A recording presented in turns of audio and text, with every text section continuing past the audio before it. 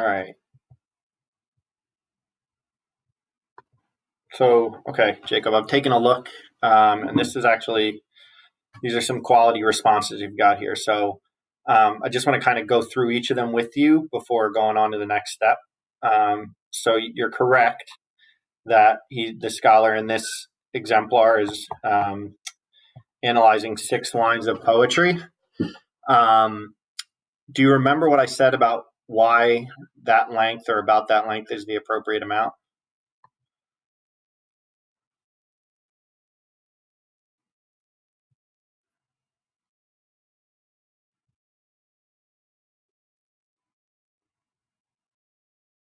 Yeah, exactly. Yeah. So the length, I mean, if you're looking at the length of this exemplar, it's really just like it's a pretty long paragraph. That's it, right? If you were doing a whole essay, you'd want to look probably at like a whole poem, right? But for the purpose of this exercise that we're going to be doing first, you're just pulling out a small section. But like you said, you don't want it to be too small. So I'm glad that you got that. So it's not just that I want you to know, like, oh, count the number of lines. I really want you to understand that, like, that's about the appropriate amount.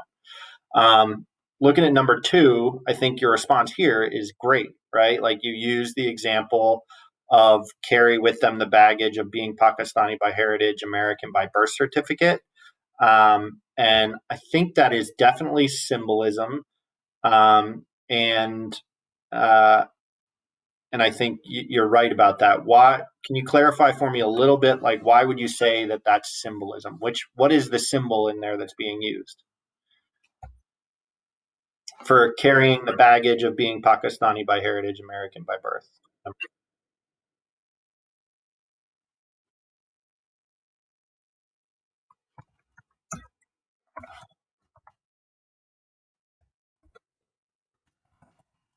Yeah, yeah, that's really well said. And so, what's the symbol? What specific word is the symbol in there?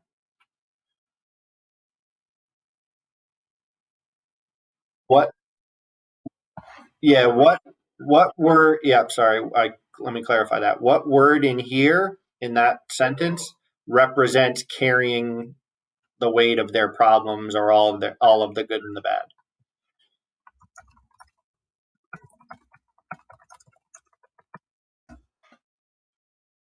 Yeah. Yes. Yep. Yep. Don't overthink it. Exactly. So the symbol there is baggage, and I just kind of wrote out for you what you just said. So the baggage represents carrying their problems, good and the bad. Really good. Um, Another poetic device the scholar uses is allusion. When the scholar says double check their visas, meaning they are being cautious because they aren't from around. All right. Um, so are you saying in there the illusion is what, the visas? Okay. Um, and why do you think that's an illusion? Remember, an illusion is like a reference to something that either is historical or that people have experienced, or in literary terms. Why are you saying that in particular is an illusion? And I think it is, by the way.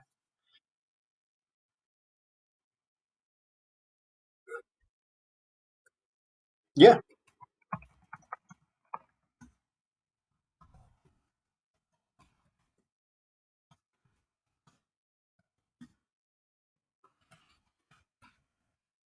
you need a visa to travel, right? Awesome. All right. So first of all, like my initial feedback is for a first read through to pull those two out. One is symbolism and one as illusion is excellent. And I'm glad that we could talk through this so I can make sure that we were on the same page about why you were seeing that, and it sounds like we are. Finally, what commentary does the scholar share in the sample analysis above that you find most interesting or surprising? Your response was by making the allusion to flying before flying out of the mouth.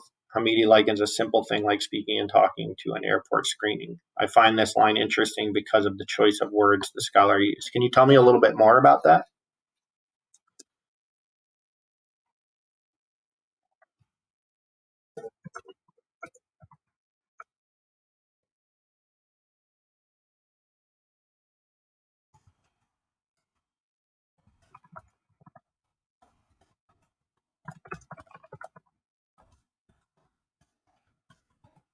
So what I'm hearing in there is that you thought it was strong analysis because they basically said, here's what the author says, and then explain the meaning of it, right? Is that fair explanation? Great.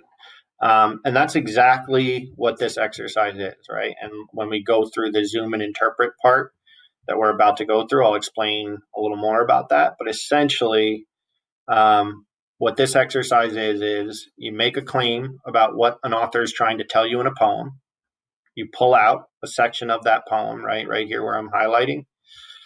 And then you do exactly what you just said. You say, here's what the author said, where I'm highlighting here, right, as an example, and here's what I think they mean, right? And then you do that a couple times. You kind of go sentence by sentence or line by line through the poem, and you say, you know, this is what Hamidi is saying here. This is what I think he means. And you do that a couple times. So you see where it says zoom in, interpret, zoom in, interpret. That's doing exactly what you just said, right? Pull out exactly what the author is saying, and then you offer your interpretation of what they're saying. So as you begin to go through and do your own, just remember what you identified as being important, saying what the author says and explaining it in your own words, right? Correct. Really good. Yes. Great point. So, in lesson 8, which you're about to do now, you're actually going to go through God Bless Delhi, and I've broken out some options for you. So, do you see where I am on page 12? Yeah, so you can choose any of those options. Before you do that, I just want you to look back over the different things that are highlighted in the exemplar and just really quickly jot down which of these do you think is going to be most difficult for you? Is it making an actual claim, like I believe the author is saying this in the poem? Is it finding a good quote, which probably it shouldn't be because you have a couple of options here, but maybe it will be. Or is it kind of the interpretation part, right? So just kind of look at those examples again and say, I think the hardest part for me might be, and then whichever one of these you think would be hardest. Okay. And that's just so I have the information that I need to help you on that particular section. Do that right now. Yep. Yeah. Right where you're typing there. Which of these do you think is most difficult and why?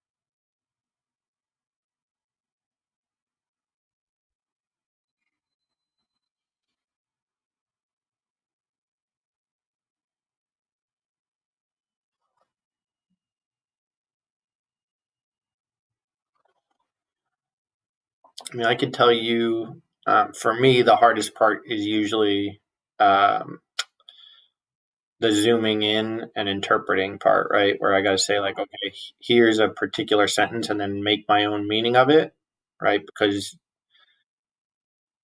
there's no right or wrong answer there. You know what I mean? So I don't know if you agree with that or.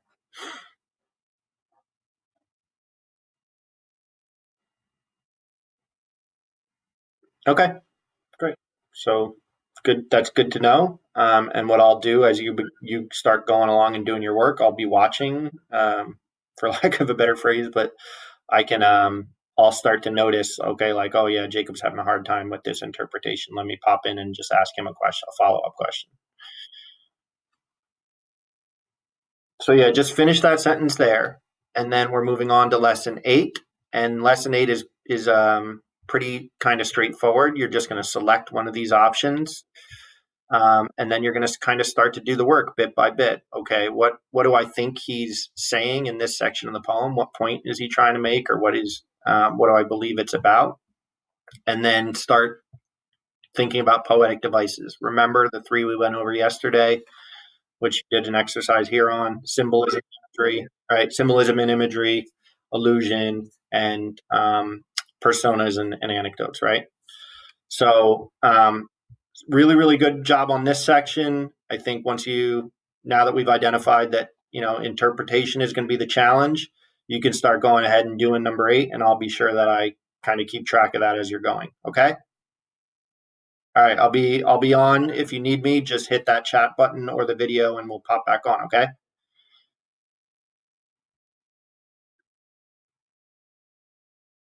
Yep. Yeah. And if you get to the end of lesson 8, I'll be here to look at it. And certainly like shoot me a chat and just say, hey, Jeffrey, I'm done with lesson 8 if I haven't seen it already. But my guess is you'll be good to go within half hour or so. But we'll see as you go along. Okay. All right, my man.